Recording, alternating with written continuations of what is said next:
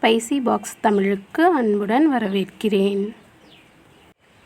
இந்த வீடியோவில் நாம் என்ன பார்க்க போகிறோன்னா கச்சாயம்.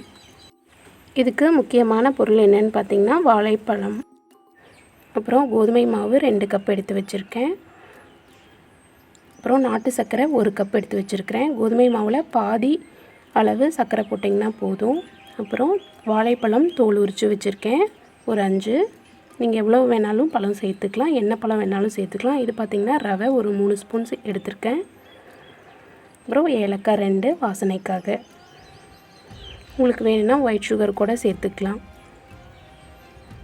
வச்ச எல்லா பொருளையுமே ஒரு பாத்திரத்துக்கு மாற்றி நல்லா மிக்ஸ் பண்ணிக்கலாம். வாழைப்பழம் உங்களுக்கு நல்லா பழுத்ததாக இருக்கணும். அப்படி இருக்கும்போது நல்லா டேஸ்ட்டாக இருக்கும். தண்ணி விடாமல் வாழைப்பழத்தை நல்லா மாவில் பிசைஞ்சு விட்டுக்கோங்க. ரவை 3 ஸ்பூன் எதுக்கு சேர்த்துக்கிறதுன்னு பார்த்தீங்கன்னா உங்களுக்கு கச்சாயம் நல்லா பொறுன்னு வரும்.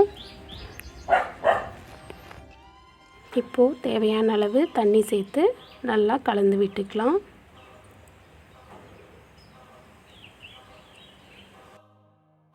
மாவை நல்லா இந்த பதத்துக்கு பிசைஞ்சு அட்லீஸ்ட் ஒரு 10 நிமிஷம் மூடி வச்சுருங்க. அப்புறம் ஒரு வாணலியில் எண்ணெய் ஊற்றி எண்ணெய் சூடானதும் பிசைஞ்சு வச்சுருக்கிற மாவை இந்த மாதிரி குட்டி குட்டி உருண்டைகளாக போட்டு பொரித்து எடுத்துக்கலாம். வாழைப்பழம் போட்டிருக்கிறதுனால இந்த கச்சாயம் பார்த்திங்கன்னா உள்ளே நல்லா சாஃப்டாக பஞ்சு மாதிரி இருக்கும். ரவை சேர்த்துருக்கிறதுனால வெளியே நல்லா கிறிஸ்பியாக இருக்கும். இந்த மாதிரி ப்ரௌன் கலர் ஆனதும் இன்னொரு பக்கம் திருப்பி போட்டுட்டு எடுத்துக்கலாம்.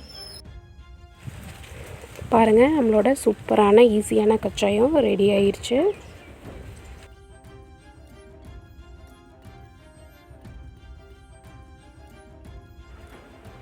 பாருங்கள் உள்ளே எவ்வளோ சாஃப்டாக பஞ்சு மாதிரி வந்திருக்குன்னு. ரொம்ப டேஸ்ட்டாக இருக்கும். இது சீக்கிரமாகவும் செஞ்சிடலாம். இதுக்கு அதிகமான பொருட்களும் தேவைப்படாது. 3 பொருள் போதும். 10 மினிட்ஸில் செஞ்சிடலாம். இது குழந்தைங்களுக்கும் ரொம்ப பிடிக்கும். ரொம்ப ஹெல்த்தியான ஸ்நாக்ஸு, ரொம்ப ஈஸியாக செஞ்சிடலாம். கண்டிப்பாக ட்ரை பண்ணி பாருங்கள். தேங்க்யூ.